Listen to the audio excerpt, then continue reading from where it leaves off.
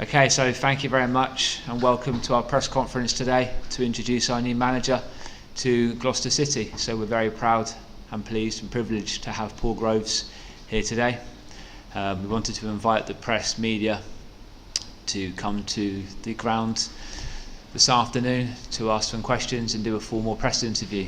So if I can open up the floor first of all to anyone got any first questions? Isaac. Well, Paul, first of all, welcome to Gloucester City. What was it that attracted you to join the club? And Alex, how pleasing is it that we've got someone of Paul's quality in? I'll let Paul answer that question first because his opinion might change my response. For me, it was it's the whole package in terms of what the club's trying to do, where it's trying to get to, and where it is now in respect of, you know, it's a full-time model. Obviously, it's started the season very well. So for me, it was an exciting opportunity. Yeah, from our point of view, we were very, very keen to bring Paul to Gloucester. So because of his location, it was a little bit more difficult than it would be trying to get a manager over here that was already in the country. So we were very, very keen to bring Paul. There was numerous Zoom meetings and WhatsApp calls and all the other bits and pieces in the current technology. So yeah, we were delighted, and we're very honoured to have Paul with us today. Yeah, just go up to the mic. You can take your mask off for the question if you want. Oh yeah, welcome to Gloucester. Have you had a chance to meet any of the players yet so far? Yes, I took the first session today. So yeah, the players showed their level of commitment that they've showed in some of the games, and they trained well today. So for me, everything that I've had back with regards to the players has been positive. So again, it's a challenge that I'm looking forward to, and you know, the sooner we get going, the better.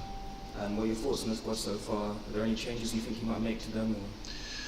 I think that's an ongoing process with regards to assessing the squad. Obviously, there's been some good work done here. You can tell, obviously, the start that they've had, the goals that they've scored. So from my point of view, it's trying to assess them, work with them, help them, improve them, and try to add to what we've already got in the building in terms of the level of quality, and obviously keep going in a positive direction. And do you have any idea how the team might line up this weekend against Curzon Ashton? Yeah, I would have a rough idea as to where I'm going to go with it, but I need to work with them again tomorrow and have a look at one or two things just to finalise things. And are there any updates on Matt McClure? Obviously he's out injured. Do you know how soon he might be able to come back? Yeah, no, Matt's looking well, and he's going in the right direction. So you know, we'll have to see whether he's available for the weekend, but you know, he's certainly going in the right direction. Yeah. Cheers. Cool. Hi, Paul Kelsey, Mario, 7 Sport. Just following on from that question, really, there, have you got any key areas of recruitment that you've already earmarked for the club? I think it's probably early to start talking about recruitment in respect of obviously where you look at where the squad is. For sure, you know, if we feel that there's areas that need addressing, then that's what we'll do. But I think the players have earned the right to go out there and stake a claim. You know, everybody starts with a clean slate. So for me, it's assessing, as I've said, that what we've got and going from there.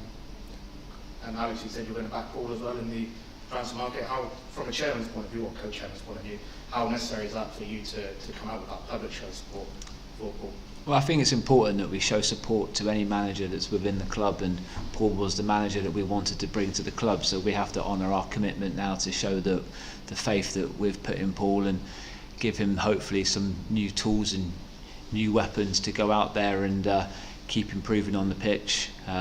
Obviously we have lost a couple with 2 players leaving, so a more defensive player and an attacking player, so that budget's automatically come back in, so hopefully between Paul and Paul's team now, that we can go forward and see what we can attract in the forthcoming January transfer window, because that's probably the best time for us to look to bring anyone in. I wouldn't have thought there'd be anything immediately unless Paul's got anything up his sleeves or he brought a player in his suitcase. Look, from facing Tottenham in European competition this season to the National League North, certainly some switching, probably one that not many people would make. Was it an easy decision for you to leave and to join Gloucester? I think the challenge of coming to Gloucester was an easy decision, and what the club's trying to achieve, for sure. Obviously, I came from a club that is obviously top of the league now, and I enjoyed my time there. But for me, it was the right time, and it's the right club for me. So overall, there's parts of the decision that are quite difficult, but you know, at times it's about going forward and the position that you're in individually. And for me, the time's right to make the move and become the manager.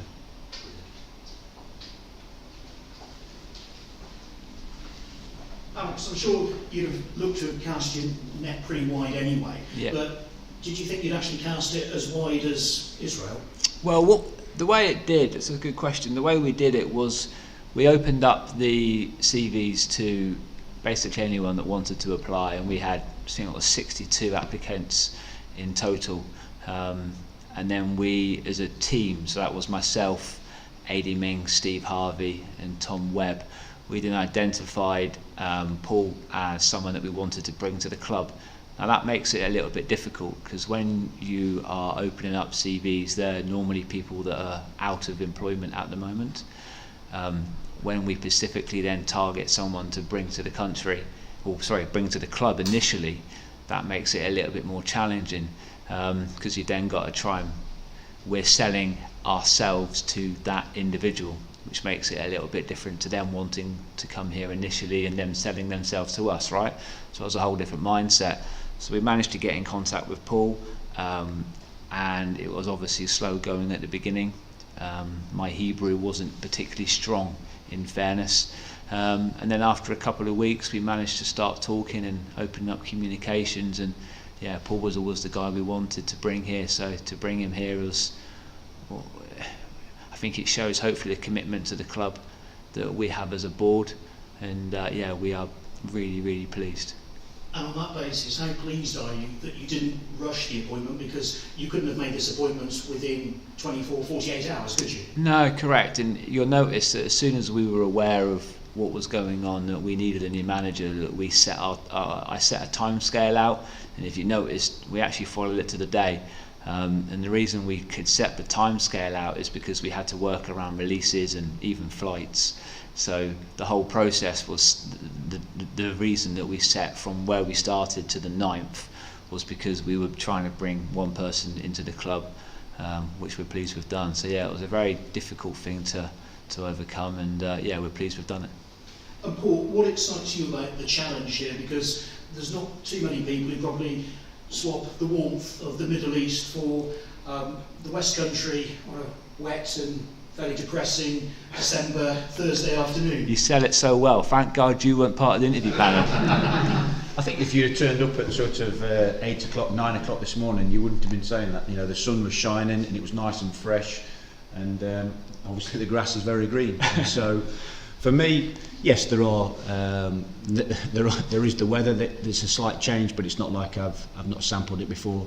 It's the challenge of the football club, taking the football club forward, and what it's trying to achieve. So for me, it was very exciting to try to get on board and, like I say, take things forward.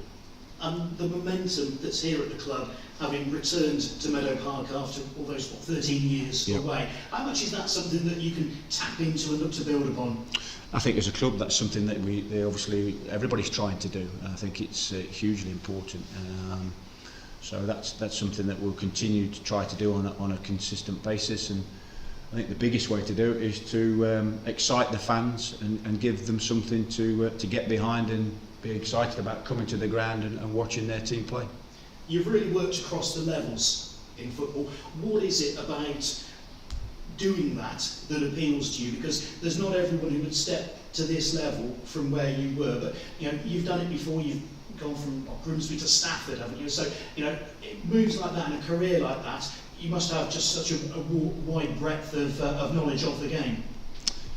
Passion, love for the game, and yes, I have got a depth of knowledge in respect of different levels played at and also sort of coached at. So I think that's something I will tap into. I think it's a strength of mine in respect of being able to sort of communicate and build relationships at different types of levels, because it brings about different challenges, and hopefully I can bring that experience that I've built up over the years, playing, coaching, and hopefully Gloucester benefit from that.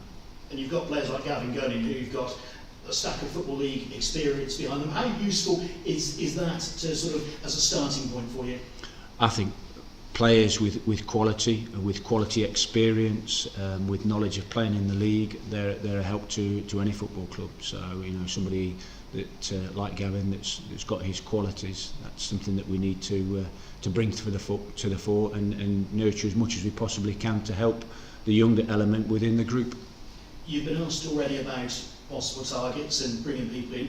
How big a factor is your contact book, both in the job that you're looking to do going forwards and also, Alex, in terms of the appointments as well? You can go first. I think probably in any industry, contacts are vital, and I think if your black book, if you want to call it, is bigger than most, I think it gives you a slightly better chance. So for sure it'll be one that an area that I'll be using to maximise everything that we possibly can.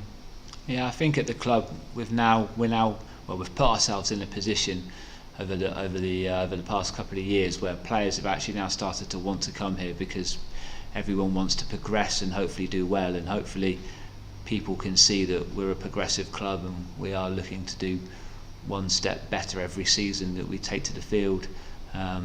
So the type of person and player that we've always brought to the football club is someone that generally wants to be here.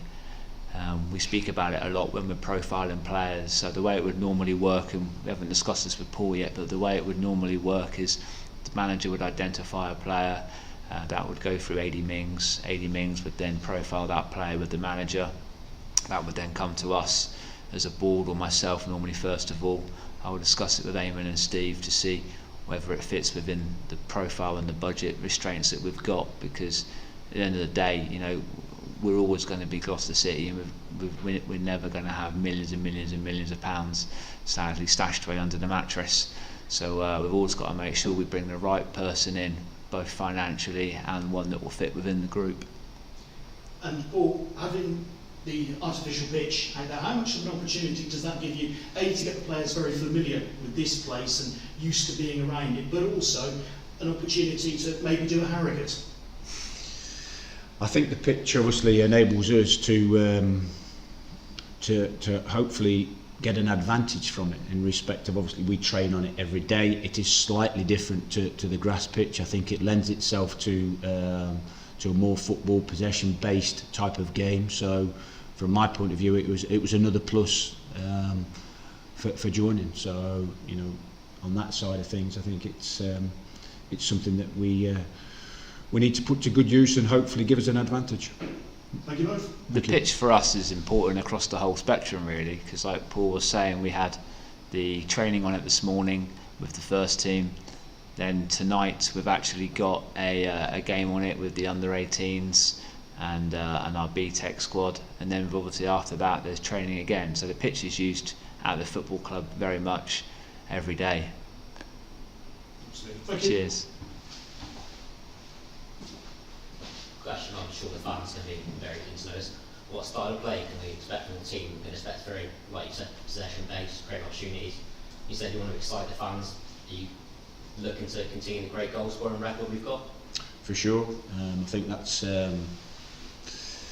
something that, you know, a club that I've come from last year, where I was heavily involved, that was a similar sort of pattern in respect of the amount of goals. We scored the most goals in the league, so it was something that I'll look to continue, and like you say, possession based, and we'll look to attack teams for sure.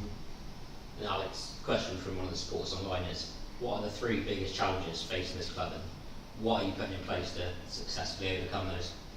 The 3 biggest challenges at the football club pretty much change on a day-to-day basis at the moment.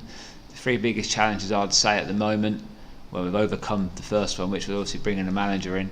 But our biggest challenge, and something that we talk about every hour of every day, is COVID. We were discussing before we had this press conference around COVID bubbles and who can stand where and who can sit with what, because we need to make sure our bubbles are separate. The other challenge we have is just when we have to go away to games. Some of the travelling being in the Northern Leagues is pretty tough. Gates on a Tuesday night is always a challenge. And the third, and the one that we need to make sure that we never overstretch ourselves is financially, because the keys and the rules at the football club always stay the same regardless of where we are in the table, which is don't go down, don't go bust. So we've always got to make sure that we stay on the sound financial footing that we're on now. What was your other point, sorry? Just what have you put in place to try and overcome these measures? So put in place, the COVID stuff is fairly huge here. We've got, well, you guys have all seen the rules we've had to put in place for today. But we've also got a COVID officer. We've got the club doctor. We've then got this assistant COVID officer. So that's an ongoing challenge. Financially, we obviously work within our budgets and we work within our means. Everything we do is always taken back to a balance sheet to make sure that we're not overstretching. And we have to just stay humble. We have to remember ourselves that, you know, our football club and our ground is built with shipping containers. So we have to always just stay humble and remember who we are and not get ahead of ourselves. You touched on the financial side of things that obviously the club are looking hopefully to try and get some fans in soon. Yeah. How much of a boost is that going to be? Obviously not only financially, but how important is it going to be that after those 30 long years, the City fans are going to be able to watch a game back in their city, back at their own ground, watching their own team? I think the most important thing from that isn't the financial one, it's the fact that the players are entertainers. Fabien Robert, for example, wants to play in front of the fans and do his tricks in front of the fans. Matt McClure wants to score his goals and run over to the fans. We're a very personable group, as we've touched upon already. So the group we've got here want to do well for the fans. They want to be here. The players that are in the dressing room today want to be here, and they want to make sure that they give back to the community and give back to the city. And their way of doing that is by winning games on a Saturday or in the games, because obviously you can't win every game, sadly. In the games where we don't win the game, they can show the heart, the desire and their attributes that they actually want to play for the city and for the club.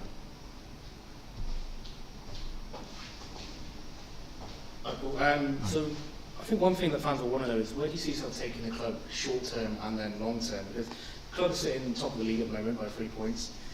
Is that you now going to take it one game at a time, or have you set yourself the objective for where you want to finish in the league season? I don't think you can ever get too far ahead of yourself. So first and foremost, it will be game by game for sure. I think when you're planning, then you've always got one eye on the future. But the most important thing is the next game, which is Saturday, and then there's another game on a Tuesday. So you can't look too far ahead, and you just have to make sure that you're prepared well and you're ready for that fixture on Saturday.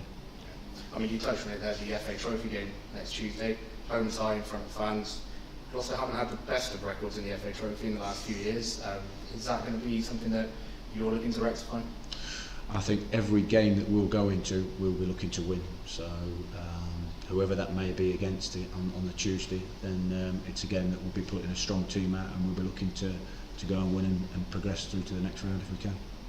And then just on a personal note, how good do you feel that you're going to be the first manager to manage a side in Gloucester in front of the fans in 13 years? I'm excited about the prospect. I'm excited about the team in terms of what it's shown already, the work that's been done here. Like I say, I want to try to add to that. So for me, it's a great opportunity, and one that I'm looking forward to, and very thankful to Gloucester for giving me that opportunity. And then when the fans do come in on Tuesday night, can they expect to see you up and down the touchline in the technical area, you know, waving your hands, or are you more of a subdued... Sliding on his knees, you mean, giving it one of them? Mourinho sort of stuff, yeah. I think that's a difficult one, because I think at times, you know, sometimes the emotion of the game gets to you, but then I think at times you need to be calm, and the players need to see you calm. So I think I'll probably be mixed. I'm sure there's going to be times when you get I get a little bit frustrated with what happens, whether it be decisions or situations, but you try to keep yourself as calm as you possibly can. But football's a passionate game, and it means a lot to me, and I'm hungry, so I'm sure it will show at times on the touchline. Thank you. On a slightly different note, Alex, you touched on that earlier about the youth playing this evening. Yeah. Obviously, for both of you, what are your thoughts on that youth academy? Are you looking to create a stronger link between them and the first team? Yeah, so at the football club we're quite blessed. We've got 200 and whatever it is now in the academy, starting from under 8s, 9s all the way up through to 18s, and then next year hopefully with the 23s. We have obviously got Jim Hart now, which we're very pleased to have. Jim's doing a fantastic job as academy director. He's working tonight, for example, with AD Mings in the 18s with the BTEC team. So I think that alone shows the commitment that we've got into the youth and how much of a part of the club they are. First thing Paul's done today, obviously, is look at the squad that's come through. and in that squad you've got, you know, today, for example, Danny King came up, Ross Johnson came up through, and Jamie Bremer came in as well. So they're players that have played at the younger levels within the squad, and no doubt Paul will be around tonight as well to see what the under-18s and the BTEC team are going to put out in an inter-club internal friendly, if you want to call it that. So for us as a club, it's very important. Any player that we can bring through the ranks is obviously one that we haven't got to go out and actively find. So from our point of view as a club, it's very important. And Paul, is that a philosophy you share, that it's really important to have that link and try and bring the young players through into the first team? Yeah, as it's already been pointed out, I've sort of had various roles within different football clubs, and for me the academy is vital at any football club, and especially here at Gloucester, and obviously, as Alex has mentioned, I've seen one or two of the younger element of the squad today, and was impressed with one or two of them. So I think it's twofold. I think also you bring local players through, and there's a real affinity then from the player with the club, and I think that you start to see that on the pitch, and if you can start to build on that and get more and more through, then for me it's a major positive. Brilliant. Anything else from anyone else? Okay, well, thank you all for coming, and we will hopefully go out again on Saturday and get a good result, and we'll keep looking to push forward as a football club. So thanks for all your support and everything you guys do. Thank you. Thank you. Thank you. Off.